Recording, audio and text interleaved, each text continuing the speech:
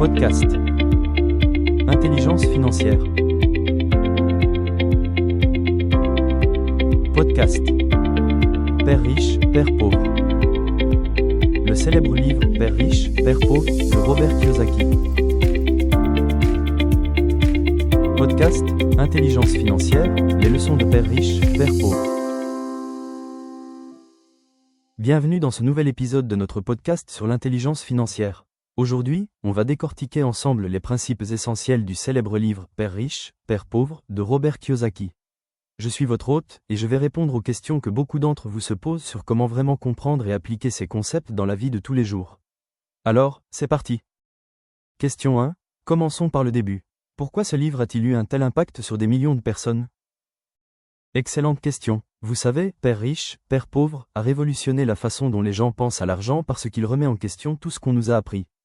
Kiyosaki raconte l'histoire de ses deux pères, son père biologique, très éduqué mais toujours en difficulté financière, et le père de son meilleur ami, qui n'avait pas fait d'études supérieures mais était devenu millionnaire. La grande leçon ? L'éducation traditionnelle ne nous apprend pas à devenir riches. Elle nous apprend à devenir de bons employés. Et c'est là que tout change pour ceux qui lisent ce livre. Question 2. Tu parles d'éducation financière. Concrètement, qu'est-ce que ça veut dire ? L'éducation financière, c'est apprendre comment l'argent fonctionne vraiment. Prenons un exemple concret.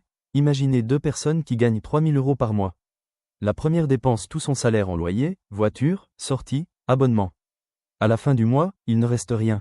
La deuxième personne met de côté 300 € chaque mois et les investit dans des actifs. Au bout de 10 ans, la première personne est toujours au même point. La deuxième a accumulé peut-être 50 000 € ou plus, qui génèrent maintenant des revenus passifs. C'est ça, l'éducation financière. Savoir faire travailler son argent au lieu de juste travailler pour de l'argent. Question 3. Tu viens de mentionner les actifs. C'est quoi exactement la différence entre un actif et un passif ? Ah, c'est le concept fondamental du livre. Et c'est tellement simple que ça en devient puissant. Un actif, c'est quelque chose qui met de l'argent dans votre poche. Un passif, c'est quelque chose qui sort de l'argent de votre poche. Exemple concret, vous achetez un appartement pour y habiter. Vous payez le crédit, les charges, l'entretien. C'est un passif. Maintenant, vous achetez un deuxième appartement que vous louez. Le loyer couvre le crédit et vous rapporte 200 € par mois. C'est un actif. Autre exemple, votre voiture ? Passif. Elle vous coûte en essence, assurance, entretien. Mais si vous l'utilisez pour faire du VTC et qu'elle vous rapporte plus qu'elle ne coûte, elle devient un actif. La règle d'or, les riches accumulent des actifs, les pauvres accumulent des passifs en pensant que ce sont des actifs. Question 4. Parlons du fameux cadran du cash flow. Peux-tu nous expliquer ce concept ? Avec plaisir. Kiyosaki divise les sources de revenus en 4 catégories, représentées par un cadran. En haut à gauche, vous avez le E pour employé. C'est quelqu'un qui a un job, un salaire fixe. Il échange son temps contre de l'argent. Sécurité, mais liberté limitée. En bas à gauche, le T pour travailleur indépendant ou auto-entrepreneur. Vous êtes votre propre patron, mais vous travaillez toujours activement pour gagner de l'argent. Si vous arrêtez, les revenus s'arrêtent. Pensez à un dentiste, un consultant, un graphiste freelance. En haut à droite, le B pour business owner, propriétaire d'entreprise. Vous avez un système, une équipe qui travaille pour vous. Vous pouvez partir en vacances, l'argent continue de rentrer. Et en bas à droite, le I pour investisseur. Votre argent travaille pour vous. Vous investissez dans l'immobilier, la bourse, des entreprises. L'objectif ? Passer du côté gauche au côté droit du cadran. Question 5. Concrètement, comment quelqu'un qui est employé peut commencer à se déplacer vers la droite du cadran ? Super question, parce que c'est là que ça devient pratique. Voici des étapes concrètes. Étape 1. Gardez votre emploi, mais changez votre mentalité. Arrêtez de penser « je travaille pour un salaire » et commencez à penser « je construis mon capital pour investir ». Étape 2. Créez un budget strict. Suivez chaque euro. Trouvez 10 à 20% de votre salaire à mettre de côté chaque mois. Étape 3. Constituez un fonds d'urgence de 3 à 6 mois de dépenses. C'est votre filet de sécurité. Étape 4. Commencez à investir, même petit. 100 € par mois dans un ETF, c'est un début. Ou économisez pour un premier investissement immobilier. Étape 5. Éduquez-vous. Lisez des livres, suivez des formations, écoutez des podcasts comme celui-ci. Étape 6. Lancez un side project, une activité secondaire. Testez l'entrepreneuriat à petite échelle. L'important, c'est de commencer. Même petit, même lentement. Question 6. Tu parles d'investissement. Mais beaucoup de gens ont peur d'investir. Que leur dirais-tu ? La peur vient de l'ignorance. Les gens ont peur d'investir parce qu'ils ne comprennent pas comment ça marche. Et c'est normal, on ne nous l'a jamais appris. Mais voici la réalité, Ne pas investir, c'est aussi un risque.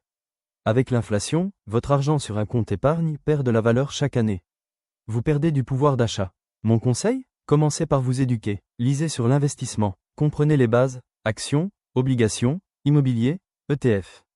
Puis commencez petit. Investissez ce que vous pouvez vous permettre de perdre au début, le temps d'apprendre. Et surtout, diversifiez. Ne mettez pas tous vos œufs dans le même panier. C'est la règle numéro 1. Question 7. Parlons de la RARAS, la course du rat. C'est quoi et comment en sortir ? Ah, la RARAS. C'est cette course sans fin où vous travaillez dur, vous gagnez de l'argent, vous dépensez tout, et vous devez retourner travailler. Vous êtes coincé dans un cycle. Salaire, dépenses, dette, salaire, dépenses, dette. Exemple typique, vous obtenez une augmentation de 500 €. Super. Mais au lieu d'investir cet argent, vous achetez une voiture plus chère, vous déménagez dans un plus grand appartement.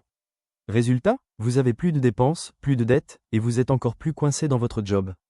Comment en sortir ? En cassant le cycle. Chaque augmentation, chaque bonus, investissez-le dans des actifs au lieu d'augmenter votre train de vie. Construisez des sources de revenus passifs qui, un jour, couvriront vos dépenses. Ce jour-là, vous êtes libre. Vous travaillez par choix, pas par obligation. Question 8. Tu parles de revenus passifs. Quels sont les exemples concrets accessibles à quelqu'un qui débute ? Excellente question. Voici des exemples réalistes. 1. L'immobilier locatif. Achetez un petit studio, louez-le. Le loyer couvre le crédit et vous rapporte un peu chaque mois. 2. Les dividendes. Investissez dans des actions d'entreprise qui versent des dividendes. Chaque trimestre, vous recevez de l'argent. 3. Les ETF, des fonds qui suivent un indice boursier. Investissement passif, diversifié, accessible dès 50 € par mois. 4. Créer du contenu. Un blog, une chaîne YouTube, un podcast. Ça prend du temps au début, mais une fois établi, ça peut générer des revenus publicitaires. 5. Vendre des produits numériques, un e-book, une formation en ligne, des templates. Vous créez une fois, vous vendez indéfiniment. L'important ? Commencez. Même un revenu passif de 100 € par mois, c'est un début. Et ça grandit avec le temps. Question 9. Quelles sont les erreurs financières les plus courantes que tu observes ? Oh, il y en a plusieurs. Voici le top 5. Erreur 1. Vivre au-dessus de ses moyens. Dépenser plus qu'on gagne, s'endetter pour des choses non essentielles. Erreur 2. Ne pas avoir de budget. Beaucoup de gens ne savent même pas où va leur argent chaque mois. Erreur 3. Confondre actif et passif. Acheter une grosse voiture en pensant que c'est un investissement. Erreur 4. Ne pas investir par peur ou par ignorance. Laisser l'argent dormir sur un compte qui ne rapporte rien. Erreur 5. Ne pas se payer en premier. Les gens paient toutes leurs factures, et s'il reste quelque chose, ils épargnent. Mauvaise stratégie. Payez-vous d'abord. Mettez de côté 10-20% dès que vous recevez votre salaire, puis vivez avec le reste. Question 10. Pour finir, quel serait ton conseil numéro 1 pour quelqu'un qui veut commencer son voyage vers l'intelligence financière aujourd'hui ? Mon conseil numéro 1 ? Commencez maintenant, même petit. Ne dites pas « je commencerai quand j'aurai plus d'argent » ou « quand j'aurai le temps ». C'est une excuse. Commencez avec ce que vous avez, où vous êtes. Lisez « Père riche, Père pauvre » si ce n'est pas déjà fait. Ouvrez un compte d'investissement. Mettez 50 € de côté ce mois-ci. Faites un budget. Écoutez des podcasts sur les finances. Suivez des investisseurs sur les réseaux sociaux. L'intelligence financière, ce n'est pas un sprint, c'est un marathon. Chaque petit pas compte. Et dans 5 ans, 10 ans, vous regarderez en arrière et vous serez fiers du chemin parcouru. Rappelez-vous, ce n'est pas combien vous gagnez, mais combien vous gardez et faites fructifier. Voilà, c'est tout pour aujourd'hui. J'espère que cet épisode vous a donné des idées concrètes et surtout, l'envie de passer à l'action. L'intelligence financière, c'est accessible à tous. Il suffit de décider de commencer. Si cet épisode vous a plu, n'hésitez pas à le partager avec vos proches. Et surtout, passez à l'action dès aujourd'hui. Même un petit pas, c'est un pas dans la bonne direction. Merci de m'avoir écouté et à très bientôt pour un prochain épisode.